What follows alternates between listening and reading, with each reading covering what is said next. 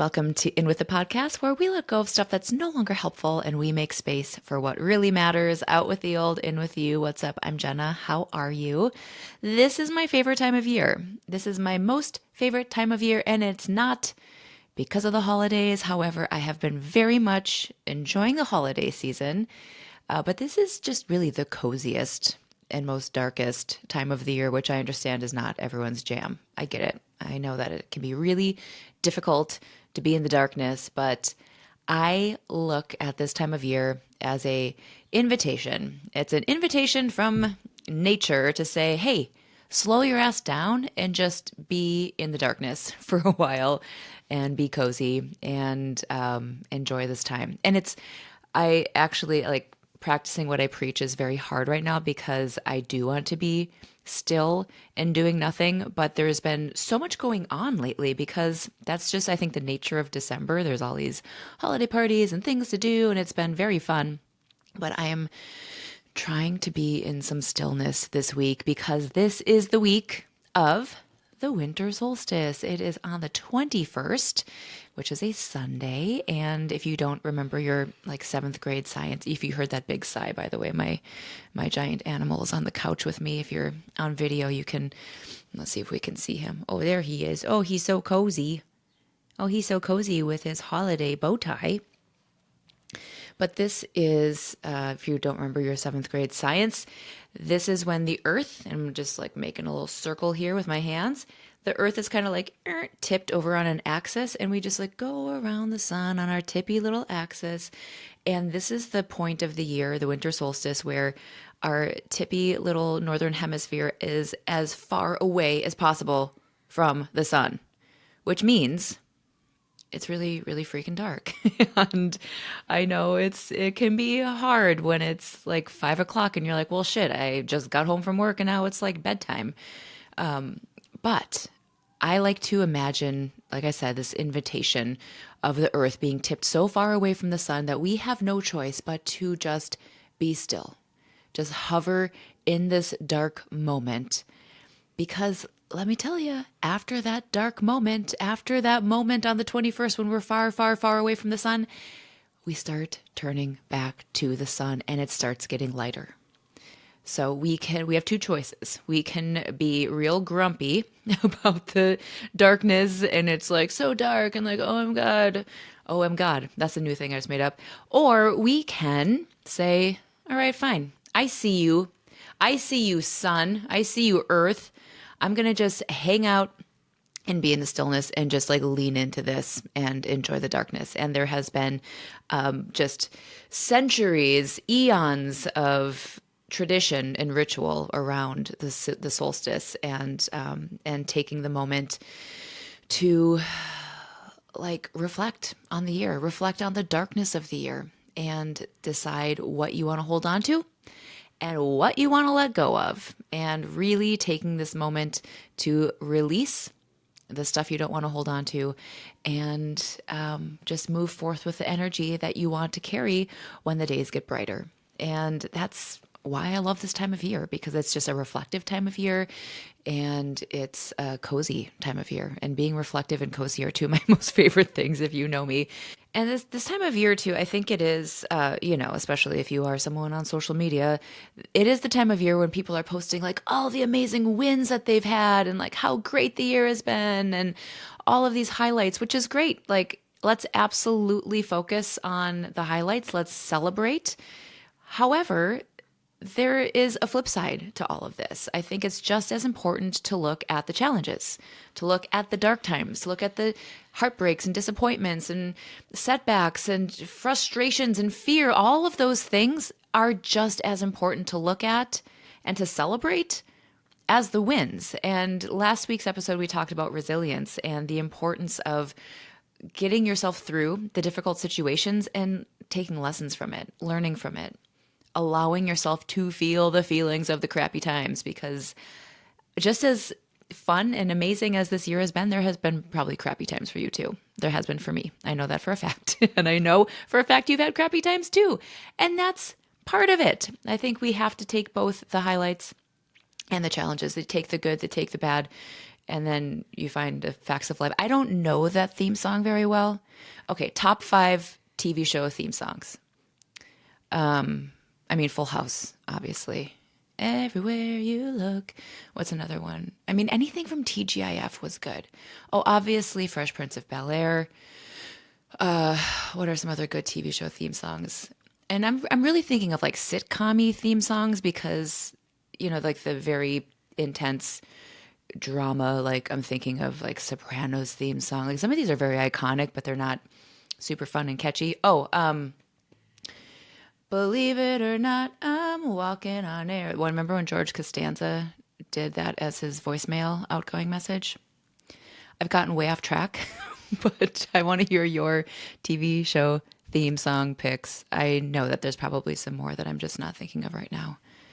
Oh, Perfect Strangers. That theme song will get in your head. Again, the TGIF, whoever is writing all the TGIF theme songs, and I think there was actually one person who did a lot of those. I think I remember reading that recently. Maybe they passed away. I'm off track. But you take the good, you take the bad, and you have the facts of life. I guess is the point of all of this is we have to look at, we don't have to look at all of it, but it is so, I think, important for our growth to look at the good and the bad of the year. And I say bad relatively because, it is relative. Like there's difficult things, but I really do think that the difficult things that happen to us for a reason. So sometimes we don't know that reason when it's happening. And you know what? Sometimes we just never find that reason. Sometimes we just have to endure the crappiness of it. But that's how we learn and grow. And that's why I love the winter solstice. And I do have my own rituals around the solstice. I try to, in the past, I have done a yoga workshop because there is a ritual around doing 108 sun salutations. Because obviously, like we're honoring and saluting the sun in its return. We do this I've seen different yoga studios do this around summer solstice, winter solstice, as well as the equinoxes. And so I have done this 108 sun salutation practice where you do like a chunk of 27 sun salutations and sort of like meditate on something and then take a break, maybe do some writing, doing some reflecting, and then go back into your next 27. That is actually a really pretty remarkable meditative practice. And I've also done just simply some like lighting of all the candles, drinking the tea, eating the soup. Another thing you can do is to write down those things that you no longer want to hold on to in the year ahead and fucking burn them.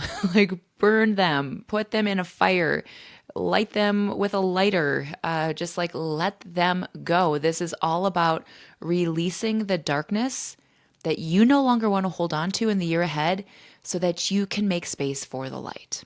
And so hopefully you can see why this is such an important practice for me, because my whole podcast, my whole brand is really about letting go of stuff that no longer makes sense to hold on to so you can be your whole self, so you can bring the energy that you want to see in the new year. So just a heads up, if you are interested in some solstice rituals, I will put a link in the episode notes for a list of rituals that you can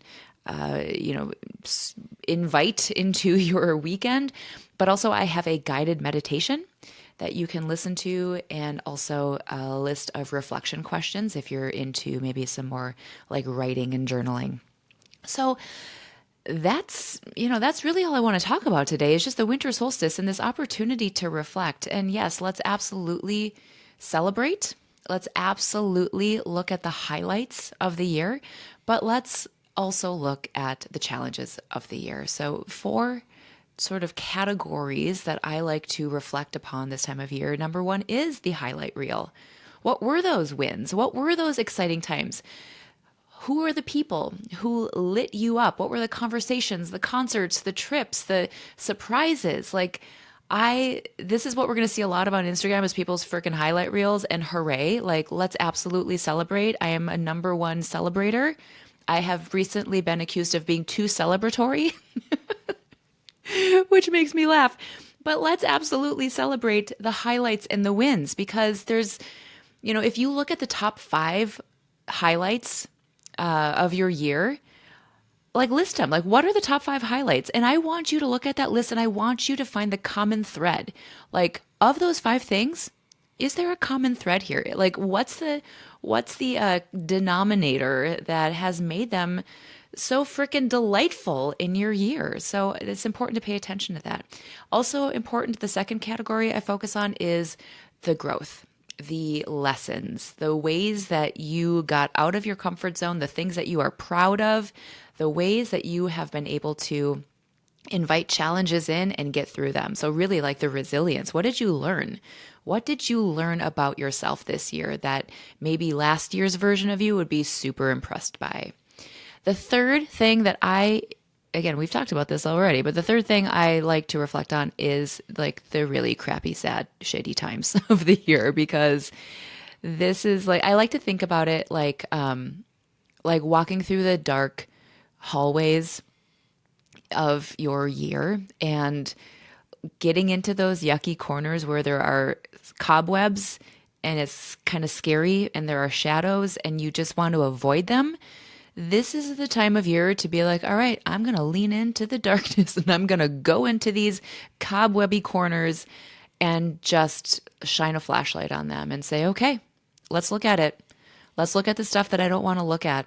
What were those hard times? What were the heartbreaks? What are my fears? What are the anxieties? What were the failures? When were the times that I just didn't think I was going to make it? And I did, right? So, like, look at those dark times because they are here to teach you things. You need to allow yourself to feel the feelings. I talked about this. This is the most important step I have found in my process of becoming more resilient, is to let myself feel the feelings. So I will spend a good deal of time this weekend just feeling really bad. And I'm like okay with it. Like, it's okay. Like, just let yourself feel the feelings. And then the fourth category is, what do you want to take forward? What do you want to make space for? Knowing what you know from this year with the highlights and the lessons and the hard times, what are you no longer willing to carry forward? What is the energy that you are just no longer willing to tolerate as these days get brighter? You have the opportunity to choose that. You actually are the only person who has the opportunity to choose this for you. So choose wisely, pals. Like, this is your time to choose what you want more of and what you refuse to bring forward into the new year. So those are the 4 categories.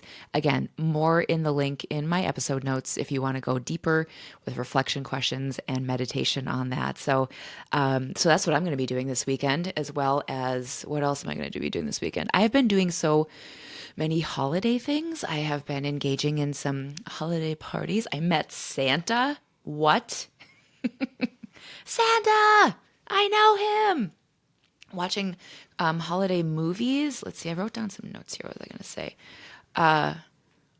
I watched a really bad, so one thing you should know about me is I do enjoy some very stupid, cheesy Hallmark style holiday movies where the plot is formulaic and it's, the girl from the city goes to the country. Maybe it's because it kind of reminds me of, like, sometimes I think when I go back to northern Wisconsin, I'm like, am I going to reconnect with like my crush from high school? And we're going to actually find out that we're in love and he's got a tree farm. I don't know. I'm going home next week for Christmas, so TBD, I might meet the love of my life for the second time in northern Wisconsin. But I do love these movies, and I watched a really stupid one on Netflix called My Secret Santa. I mean, don't watch it. Like, if you watch it if you want, but it's spoiler. The woman in the main lady, the mom, the single mom, can't afford to send her daughter to the fancy snowboarding school. But if you are an employee of the ski resort, you get 50% off of the snowboarding school. So she ends up getting a job as their Santa, and her brother, who is gay, and he and his husband apparently like make characters, like they make like prosthetic character things they're into. I don't know what they're into, and like no shade on what you're into, guys, but like they make all these like prosthetics and they turn her into a Santa, and it's like a, hilarity ensues when she has to both be the Santa and her as herself, and like, oh gosh, is she gonna get found out? And I will let you be the judge of whether she gets found out in the end. So I watched that and it was really dumb. And I will probably watch more really dumb movies this weekend. Holiday parties, I've been like so sparkly. I've been finding everything that has sequins on it and I'm wearing it. And it's been great. And it's been just fun to be with people. And I love peopling just as much as I love not peopling. So I'm hoping that this weekend is a blend of people and not people. There's this whole Hallmark experience, by the way, in Kansas City, where they turn this whole section of Crown Center into like this like whole experience, and you can like watch Hallmark movies there, and there's like a Christmas market situation. It's pretty festive. I might go with Gina to that. We'll see. TBD. We're keeping things real loose here in the holiday season. I'm going to a pop-up bar tomorrow. What else? It's just been friends and fun and sequins and dates and Santa, and it's been a delight. Oh geez. I don't know if you hear Charlie sighing. I think he's totally over the fact that I'm out most nights. But I'm also into being cozy, which is what this weekend is going to be. I'll probably make some cookies. I need to wrap all my presents. And I've seen this, I don't know if you've seen this viral. It's called the potato bed, which I haven't tried it yet. It's not an actual, like you don't actually put potatoes in your bed, which I would also be fine with eating cheesy potatoes in my potato bed. But you take a fitted sheet and you stuff the perimeter of this fitted sheet with pillows. So it kind of reminds me of like a baby's crib with like bumper pads around it. So you kind of create this like nest with pillow bumper pads, and then you put blankets in it and you like get cozy. And so basically it's just it's just like a little hot potato that you crawl into. So I haven't done that yet, but I think it is on my December list. So stay tuned because I will probably post something about the potato bed. What else? What else? The solstice, the holiday movies, the times with friends. Yeah, it's been a special couple of weeks here for me as I've been letting go of some energy that is not helpful for me and inviting energy in that feels more supportive for me. And none of it's easy. Like we often don't do hard things because they're hard. But sometimes you just got to do the hard things. And your future you will say, okay, I see. I see the ways that you are growing and learning and choosing your whole self. So I am a big proponent of practicing what I preach. And I don't ever want to get on this microphone and tell you to be something and have me not also be doing that work alongside you. So I'll probably talk more about all this at some point, but right now I am just going to reserve all of my reflection for my winter solstice practice. And like I said, I'm going to be heading to the Great White North next week, which means I will likely not be podcasting, and I will probably take a little break until the new year. So, I've got some guests coming up. I've got some fun interviews. I am blending my deep love of television programming with personal growth in a podcast coming up here soon. I can't wait for you to hear it. And just some really inspiring people who are, I can't wait for you to hear from. So, a few things, just a few housekeeping. Look, if you enjoy listening to my voice, you might also enjoy watching my face talk at you on YouTube, which is, I'm experimenting with some videos on YouTube. So you can find me there. Link in the episode notes to follow me on Instagram, on LinkedIn, as well as to, follow the show, review the show, share it with people who might also want to do some solstice things. You want to see some more of my dog? Okay. Hey, Charlie, can you say hi to the people? Okay, well, his tail's going. You can't see his tail. Hey, Charlie, do you want to just like really quick look at the camera? He just did a big sigh. Okay, well, but yes, I encourage you this week during the solstice, during Sunday, at some point, find just even 5 minutes of stillness to just sit, to reflect the highlights, the lessons, the dark times, and what do you want to take forward? Because starting Monday, the days are going to get lighter. And yeah, it's incremental. It's not going to be like freaking summer next week, but it's going to get brighter. It always gets brighter. So, on that note, keep making room for what matters. Out with the old, in with the you.